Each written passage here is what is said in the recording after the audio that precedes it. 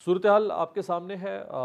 रोज़ आप देख रहे हैं पाकिस्तान के तमाम टीवी चैनल्स पे कहीं ना कहीं मईशत के हवाले से सवालात उठाए जा रहे हैं, लेकिन जवाब अगर इसहाक डार साहब से मांगता है कोई सहाफ़ी तो वो उससे फ़ौन छीनने की कोशिश करते हैं, गुस्से में आ जाते हैं, टेम्पर लूज़ कर लेते हैं।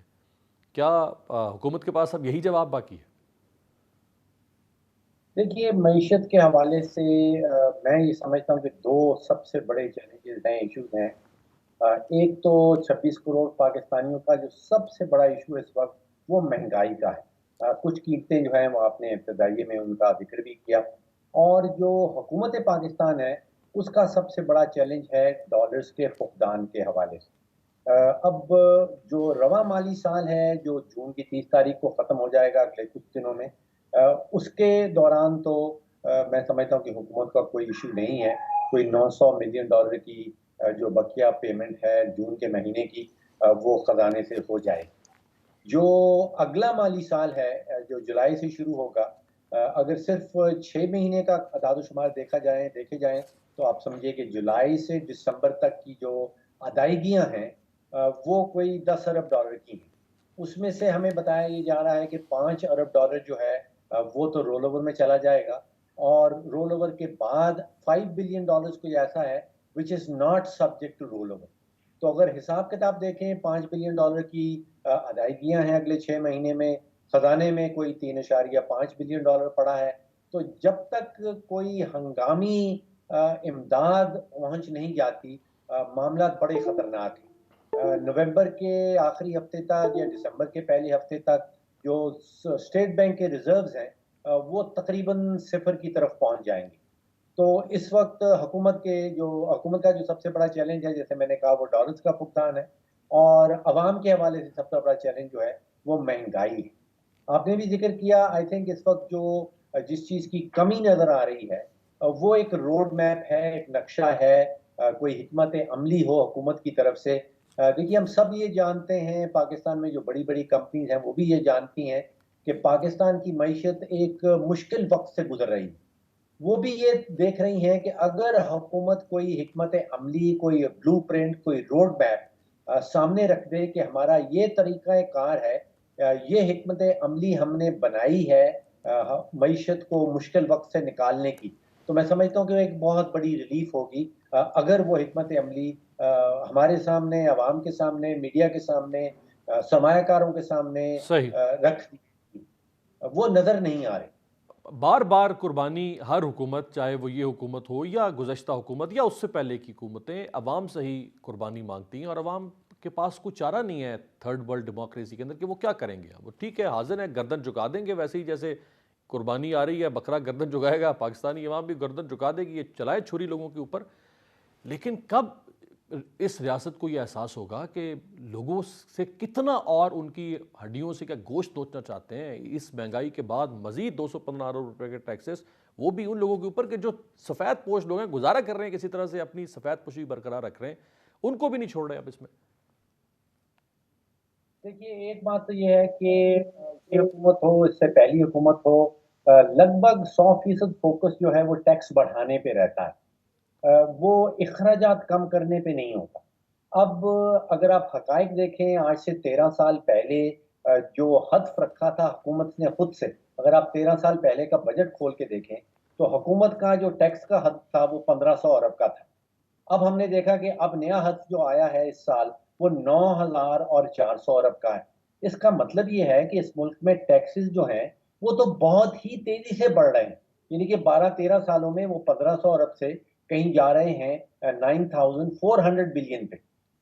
उसी बामुकाबला अगर आप एक्सपेंडिचर देखें, जो हुकूमत के अखराजात हैं, 13 साल पहले जो है वो कोई 2,500 अरब थे, और इस साल हमें बताया जा रहा है कि वो 14,500 अरब से भी बढ़ गए हैं। तो मसला हुकूमती अखराजात के ऊपर है, मसला टैक्स के साथ नहीं है। और हुकूमत और जो फोकस है वो सारा टैक्स के ऊपर है, वो हुकूमती अखराजात के ऊपर नहीं है। एक तो ये मिसलीडिंग फोकस जो है वो मिसमैच्ड है। दूसरा, एक मैं समझता हूँ कि आईनी बहुत बड़ी रुकावट है, जो जिसको हम 18वीं तरमीम कहते हैं।